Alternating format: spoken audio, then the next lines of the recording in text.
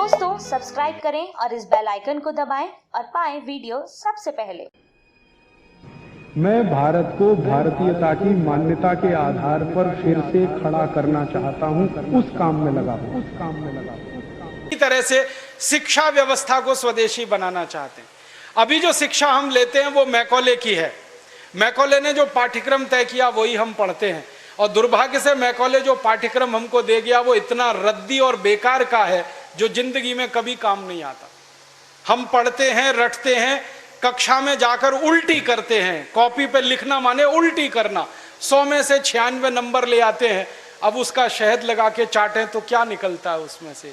96 number. जिंदगी में काम नहीं आती वो शिक्षा। मैं मेरा उदाहरण देता हूं। सालों साल मैंने पढ़ाई की, मेरा जीवन खराब किया। मैं नहीं पढ़ता तो बहुत अच्छा होता। जितने साल मैंने पढ़ाई की, जितना पैसा मेरे माता पिता ने मेरी पढ़ाई पे खर्च किया, जितना पैसा मेरे ट्यूशन पे मेरे माता पिता ने खर्च किया, अगर मैं पढ़ने नहीं जाता वो सब पैसा बचता और मैं उससे कोई धंधा और व्यापार करता तो करोड़पति होता। क्या पढ़ाई हुई है मेरी? मैंने बचपन में पढ़ा x + y whole square is equal to x square plus 2xy plus y square, x minus y whole square is equal to x square minus 2xy plus y square. अब मेरे समझ में नहीं आता कि करूं क्या इसका मैं मेरी जिंदगी में।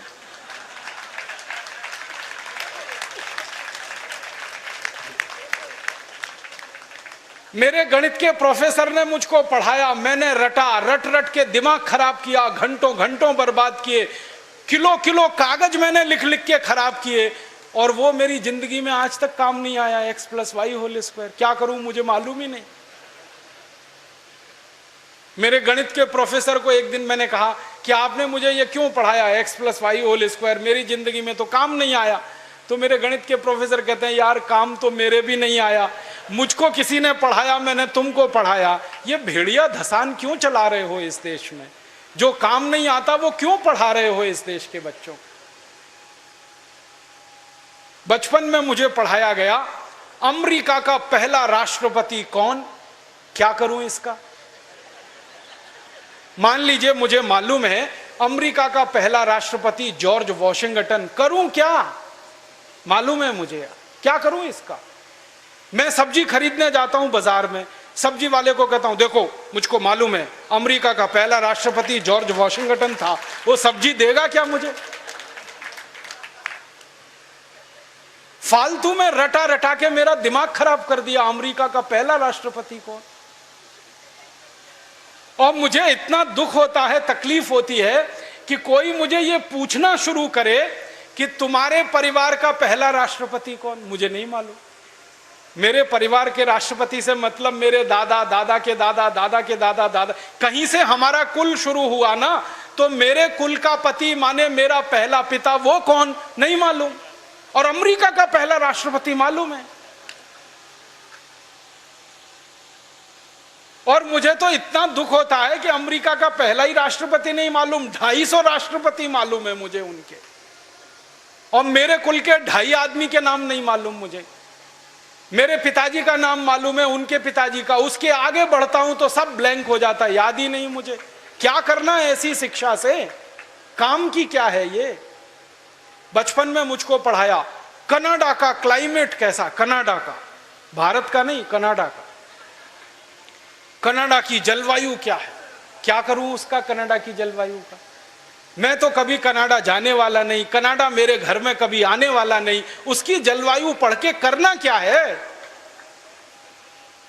मैं शिवपुरी में रहता हूं, मैं भोपाल में, ग्वालियर में रहता हूं, मुझे शिवपुरी की जलवायु मालूम है तो कुछ काम आने वाली है। कनाडा की जलवायु क्या काम आने वाली है? कभी जिंदगी में मौका मिला कनाडा जाने का, जिसका कोई दूर दूर तक संभावना नहीं है, तब जाके वो बात कभी काम आएगी। उसके लिए रट रट के, पढ़ पढ़ के दिमाग खराब कर दिया घंटों घंटों।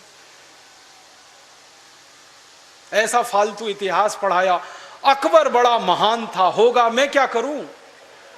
अकबर महान था, ठीक है, मैं क्या करूं उसका? मेरी जिंदगी में उससे क्या फायदा होने वाला है अकबर की महानता से? मतलब मैं कहना यह चाहता हूं कि जो ज्ञान हम ले रहे हैं हमारी शिक्षा में, वो जिंदगी में कभी काम नहीं आता। आप ईमानदारी से अपने बारे में एक दिन ये करना, मेरी बात है इसलिए नहीं, आपने जो जो पढ़ा है अपनी जिंदगी में याद करो, उसमें से कितना आपके काम आया। शायद आप 100 का नंबर निकालेंगे तो 5 भी काम नहीं आया, 5% भी काम नहीं आया। जो काम नहीं आया पढ़ा क्यों, फिर रटा क्यों उसको? और आप ऐसे सोचो, दूसरा उल्टा सोचो कि हमने जितना पढ़ा वो कितना हमें याद है। याद उतना ही रहेगा जो रोज काम आता है, बाकी कचरे को दिमाग निकाल के ऐसे ही फेंक देता है। जो याद ही नहीं रहे और काम नहीं आए उसको पढ़ना और पढ़ाना क्यों? तो मैंने सोचा कि शिक्षा व्यवस्था बदलना बहुत जरूरी है। हमारे बच्चों के ऊपर इतना बोझा हो गया है, इस बोझे ने बच्चों को खत्म कर दिया। कभी कभी तो मुझे इतना अफसोस होता है, अखबारों में खबर पढ़ता हूं 12वीं कक्षा का रिजल्ट आया, इतने बच्चों ने आत्महत्या कर ली। क्यों? फेल हो गए। बच्चे थोड़ी फेल हुए हैं, परीक्षा की पद्धति फेल हुई है हमारी, बच्चे फेल नहीं हुए। बच्चों के बारे में तो सारी दुनिया कहती है कि वो तो कच्ची मिट्टी के घड़े के जैसे हैं, जैसा आप शेप दोगे वैसे हो जाएंगे। हमारे बच्चों को हमारे अध्यापक और परीक्षा वाले शेप नहीं दे पाए, इसलिए परीक्षा पद्धति फेल हुई है, बच्चे फेल नहीं हुए। मुझे तो कई बार यह कहने के मन करता है कि बच्चों को फेल करने वाले अध्यापकों को फेल करना चाहिए, क्योंकि उन्होंने पढ़ाया नहीं ठीक से, समझाया नहीं बच्चों को ठीक से। और इस शिक्षा पद्धति में क्या भेड़िया धसान है। 100 में से 90 नंबर लाओ, 99 नंबर लाओ, 98 नंबर लाओ तो आप बहुत होशियार हैं, 33 नंबर लाओ, 30 नंबर लाओ तो आप बिल्कुल बेकार हैं।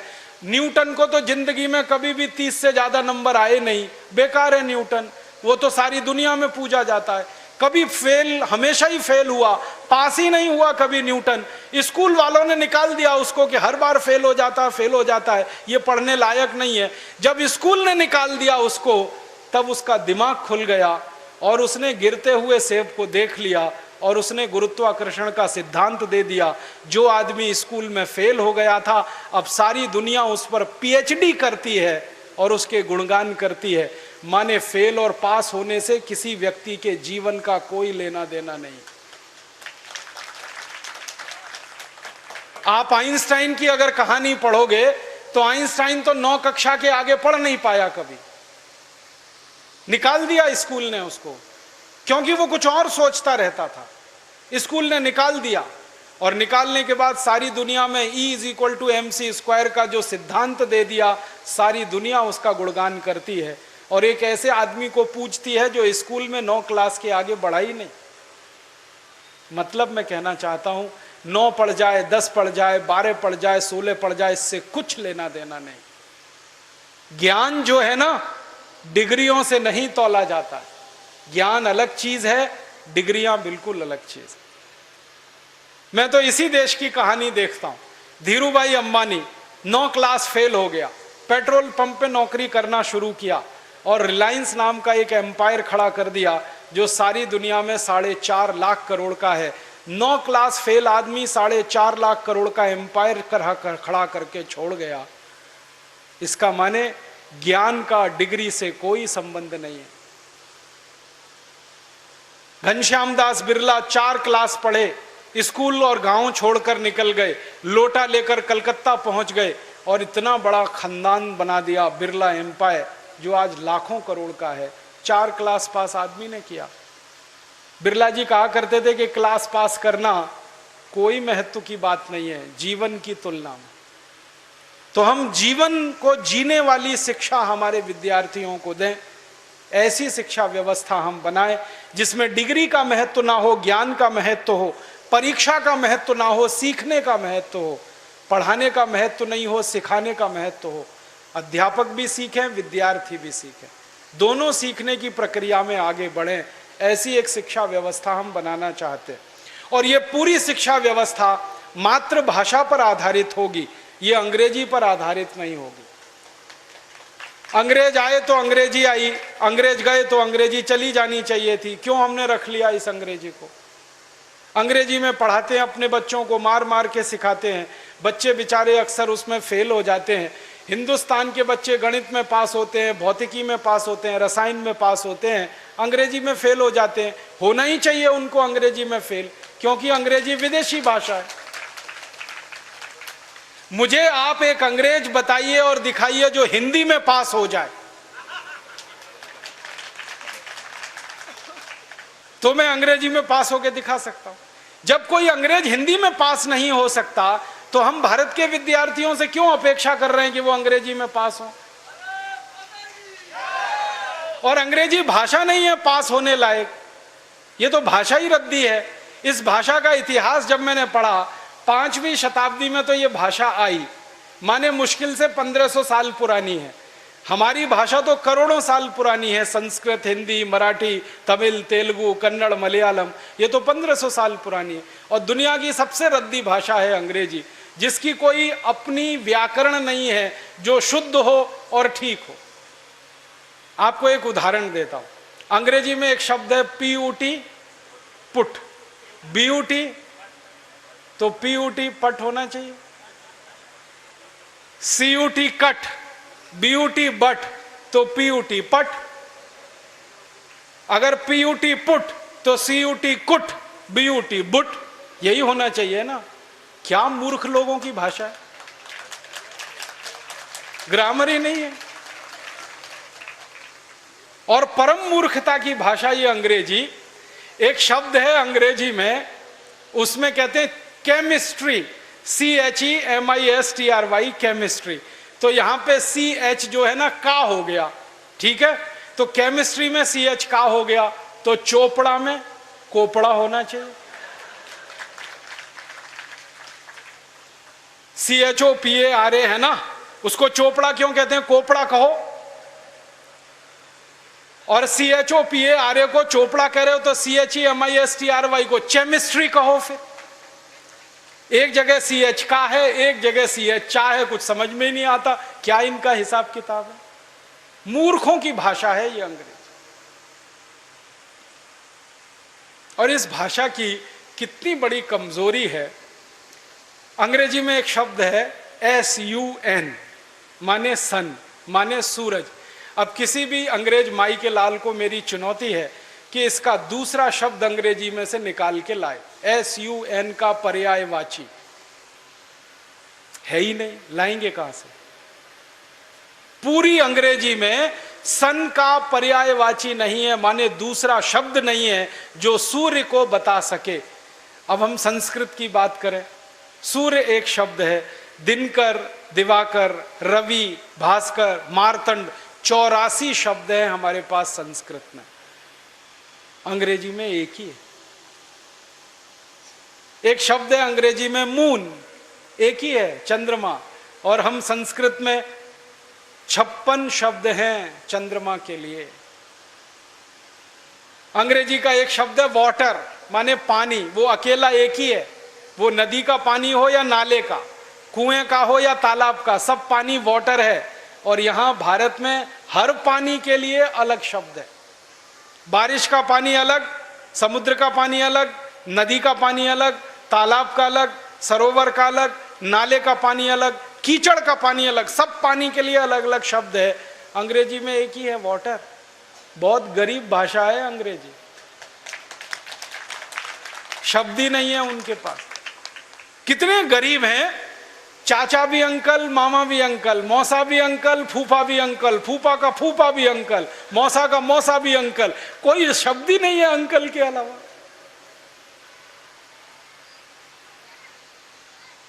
और चाची, मामी, मौसी, सब आंटी, कोई दूसरा ही शब्द नहीं है उनके। हम तो मूर्ख लोग इस अंग्रेजी में फंस गए। अकल नहीं हमारी तो मारी गई है। हमारे देश में जो अंग्रेजी पढ़ गए ना, अकल उन्हीं की मारी गई है। जो नहीं पढ़े वो बहुत होशियार। पता है, मैं कुछ लोगों के घरों में जाता हूं। मैंने जिंदगी में एक नियम बनाया। वो नियम यह है कि होटल में खाना नहीं खाऊंगा, होटल में ठहरूंगा नहीं। तो झक मार के मुझे घरों में ही ठहराना पड़ता है, खाना खिलाना पड़ता है, क्योंकि मैं खाता नहीं, होटल में ठहरता नहीं। तो हर बार नए नए घरों में जाता हूँ खाना खाने, रहने के लिए। तो अंग्रेजी पढ़े लिखे लोगों के घर में भी जाता हूँ, तो वो कैसे मूर्ख दिखाई देते हैं मुझे उसका उदाहरण बताता हूँ। वो ना तो अंग्रेज है ना तो हिंदुस्तानी है, खिचड़ी है बीच की। और वो खिचड़ी कैसी है, किसी के घर में गया तो पिताजी का नाम घर में रामदयाल, माताजी का नाम गायत्री देवी, बेटे का नाम टिंकू। अब मैं यही पूछता हूं कि रामदयाल और गायत्री देवी का टिंकू कहां से आ गया?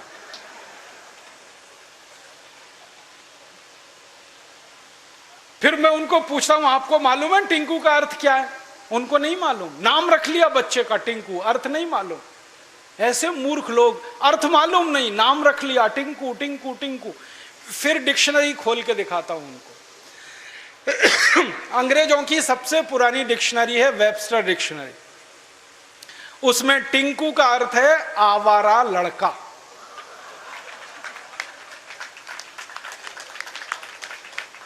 जो लड़का बाप की ना सुने, मां की ना सुने, वो टिंकू है। और हम क्या कर रहे हैं, पढ़े लिखे मूर्ख लोग, आज्ञाकारी लड़के को टिंकू टिंकू टिंकू बोल बोल के आवारा बनाने की तैयारी कर। ऐसे अंग्रेजी मूर्खों के घरों में जब मैं जाता हूं तो ऐसे ही नाम मिलते हैं, बबली, डबली, डब्लू, बबलू। क्या मतलब है डब्लू, बबलू, बबली, डबली? डिम्पल, ट्विंकल, कुछ मतलब ही नहीं। कुछ भारत में नाम की कमी हो गई है क्या? और इससे भी बड़ी बड़ी मूर्खताएं मैं देखता हूं। कोई अधकचरे हिंदुस्तानी, माने आधा अंग्रेज आधा हिंदुस्तानी के घर में जाऊं तो इंप्रेशन जमाने के लिए, माने रौब जमाने के लिए अंग्रेजी झाड़ेगा। हाँ, भले गलत सलत, लेकिन झाड़ेगा जरूर, रौब पड़े उसके ऊपर। वो क्या कहेगा? हिंदी में भी बोल सकता है, वो बात नहीं बोलेगा। वो कहेगा, oh Rajiv Dixit, she is my missus. तो मैं पूछता हूं, really she is your missus? क्योंकि उसको मिसेस का अर्थ नहीं मालूम। मिसेस का अर्थ जानते हैं क्या है? हर देश की अपनी सभ्यता, अपनी संस्कृति होती है, तो उसमें से निकले हुए शब्द की भी अपने इतिहास और संस्कृति की व्यवस्था होती। इंग्लैंड की सभ्यता कैसी है मालूम है? इंग्लैंड की सभ्यता में एक सबसे खराब बात है जो आपको कभी पसंद नहीं आएगी, कि वहां एक स्त्री और एक पुरुष जिंदगी भर साथ कभी भी नहीं रहते, बदलते रहते हैं।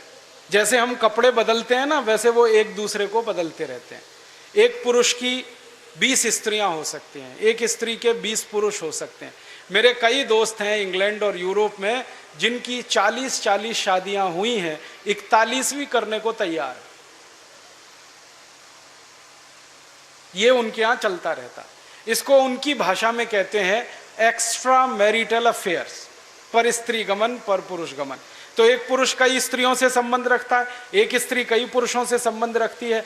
तो पत्नी को छोड़कर जितनी स्त्रियों से संबंध रखने वाले होते हैं, वो सब मिसेज में जाते हैं। माने मिसेज का अर्थ है धर्म पत्नी को छोड़कर कोई भी महिला जिसके साथ आप बिस्तर में रात को सोएं, वो मिसेज होती है, पत्नी को छोड़कर। अब यहां धर्म पत्नी को मिसेज बनाने में लगे हुए हैं। मूर्खों के मूर्ख पता नहीं कहां से पैदा हो। मिस्टर का मतलब उल्टा है, पति को छोड़कर कोई भी पुरुष जिसके साथ आप रात बिताएं वो मिस्टर होता है। यहां पति को मिस्टर बनाने में लगे हो। छोड़िए इन अंग्रेजी शब्दों को, इनमें कुछ दम नहीं। और एक तो सबसे खराब अंग्रेजी शब्द है, पता नहीं लोग बोलते कैसे हैं उसको, मैडम। आप जानते हैं मैडम कौन होता है यूरोप में? अंग्रेजों की संस्कृति में जहां पर परस्त्री गमन होगा वहां वैश्यावृत्ति होने वाली है कि नहीं? परस्त्री गमन, पर पुरुष गमन, वैश्यावृत्ति चरम पर होगी।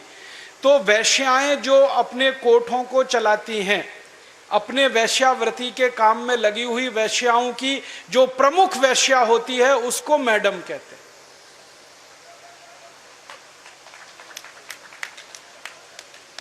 और यहां हिंदुस्तान में अपनी बहनों को मैडम कह देते हैं। ऐसे मूर्ख लोग मैंने इस देश में देखे हैं। अपनी धर्मपत्नी को मैडम कहने में शर्म नहीं आती, ओ मैडम इधर आओ। और वो धर्मपत्नी को भी शर्म नहीं आती मैडम कहलवाने में, वो भी कहती है मैडम कहो मुझको। जान तो लो कि मैडम होती कौन है, फिर कहलवाओ। अपने भारत में कितने सुंदर सुंदर शब्द हैं। श्रीमती, श्री माने लक्ष्मी, मति माने बुद्धि, बुद्धि माने सरस्वती लक्ष्मी, तो जहां सरस्वती लक्ष्मी एक साथ निवास करे वो श्रीमती, उसको हमने मिसेस बना दिया। ये मूर्खाधिपति हमारे देश में अंग्रेजी पढ़े लिखे, इन्होंने बड़ा सत्यानाश किया, बेड़ा गर्क किया इस देश का। इस अंग्रेजी भाषा ने किया, फिर इन्होंने और ज्यादा किया। मेरा आपसे हाथ जोड़कर निवेदन है, इस अंग्रेजी भाषा में मत फंसिए, कुछ इसमें रखा नहीं है, दम नहीं है। कभी कभी तो मैं लोगों के घरों में जाता हूँ, इतना गुस्सा आता है मुझे। कभी कभी अंग्रेजी पढ़े लिखे लोगों के घर में जाता हूँ तो छोटे छोटे बच्चे होते हैं ना, उनको उनके माता पिता कहते हैं, देख बेटा अंकल आए हैं, जरा पोएम तो सुना। मैं कहता हूँ भाई मैं अंकल नहीं हूँ, मुझे या तो मामा बना लो या चाचा बना लो, दोनों में ही आपका फायदा है, मेरा भी फायदा है। मामा बनो तो भी फायदा, चाचा बनो तो भी फायदा, अंकल में तो कुछ रखा नहीं है। फिर उनके माता पिता को कहता हूँ, ये आप इनको पोएम क्यों सुनवाते हैं, कविता सुनवाओ ना। तो उनको पोएम और कविता का अर्थ ही पता नहीं है, पोएम अलग है कविता अलग है। अब वो बच्चे चालू हो जाते हैं टेप रिकॉर्डर की तरह से और पोएम सुनाते हैं मुझको, rain rain go away come again another day little baby wants to play. अब मैं बच्चे को पूछता हूं तुमको मालूम है इसका अर्थ क्या है? नहीं मालूम। किसने सिखाया? मम्मा ने सिखाया। मम्मा को पूछा आपको अर्थ मालूम है रेन रेन गो अवे? नहीं मालूम। किसने बताया? टीचर ने बताया। टीचर को पूछो, उनको भी अर्थ नहीं मालूम। तो रटाया क्यों फिर बच्चे को? अर्थ ही नहीं पता। फिर बच्चों को मैं बताता हूं, देखो इसका अर्थ ये है, बारिश बारिश तुम चली जाओ, मत आओ क्योंकि मुझे खेलना है। माने छोटे बच्चे को खेलना है, इसलिए वो बारिश को कह रहा है बारिश बारिश तुम चली जाओ, यहां मत आओ क्योंकि मुझे खेलना है। अब ये बच्चे कविता गा रहे हैं, बारिश बारिश तुम चली जाओ, यहां मत आओ, मुझे खेलना है, और ये ईश्वर से प्रार्थना के रूप में कविता है। करोड़ों बच्चों ने ये कविता गाई और ईश्वर ने सुन ली तो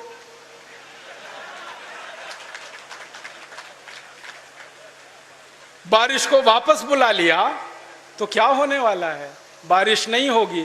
बारिश नहीं होगी तो सूखा पड़ेगा। सूखा पड़ेगा तो आप भी भूखे मरेंगे, मैं भी मरूंगा, किसान भी मरेंगे। इतनी अकल नहीं है हमको, ये रेन रेन गो अवे कितनी खतरनाक चीज है। हमारे भारत में 60% खेती बारिश पर होती है, 40% खेत में ही सिंचाई की व्यवस्था है। जब 60% खेती बारिश पर हो तो बारिश ज्यादा होनी चाहिए इस देश में। ऐसी कविताएं हम बच्चों को क्यों नहीं सिखाते? लेकिन वो कविताएं मातृभाषा में हो सकती हैं, अंग्रेजी में नहीं हो सकते। मैं एक मराठी मातृभाषा की कविता सुनाता हूं आपको, अर्थ बहुत सीधा है उसका। वो कविता है, ये रे पाऊसा तुला देतो पैसा, पैसा झाला खोटा, पाऊस आला मोठा। ये रे माने आओ आओ, जल्दी जल्दी बारिश तुम आओ। पाऊसा माने बारिश। मराठी में कह रहे हैं बारिश बारिश तुम जल्दी जल्दी आओ, नहीं आओ तो मैं पैसा देने को तैयार हूं, तुम आ जाओ, क्योंकि मुझे बारिश की जरूरत है, क्योंकि खेत को पानी की जरूरत है, क्योंकि 60% खेती बारिश पर आधारित है। तो भारतीय कविता बारिश को बुलाने वाली होती है और अंग्रेजी कविता बारिश को भगाने वाली होती है। क्योंकि इंग्लैंड में मौसम खराब रहता है, कभी भी बारिश आती है, इसलिए वहां के बच्चे कहते हैं रेन रेन गो अवे, क्योंकि बारिश का कोई भरोसा नहीं। दोस्तों, सबसे पहले तो चैनल सब्सक्राइब करें, फिर लाइक, कमेंट और शेयर करें, और हाँ, हमारा एंड्रॉयड ऐप डाउनलोड करना ना भूलें।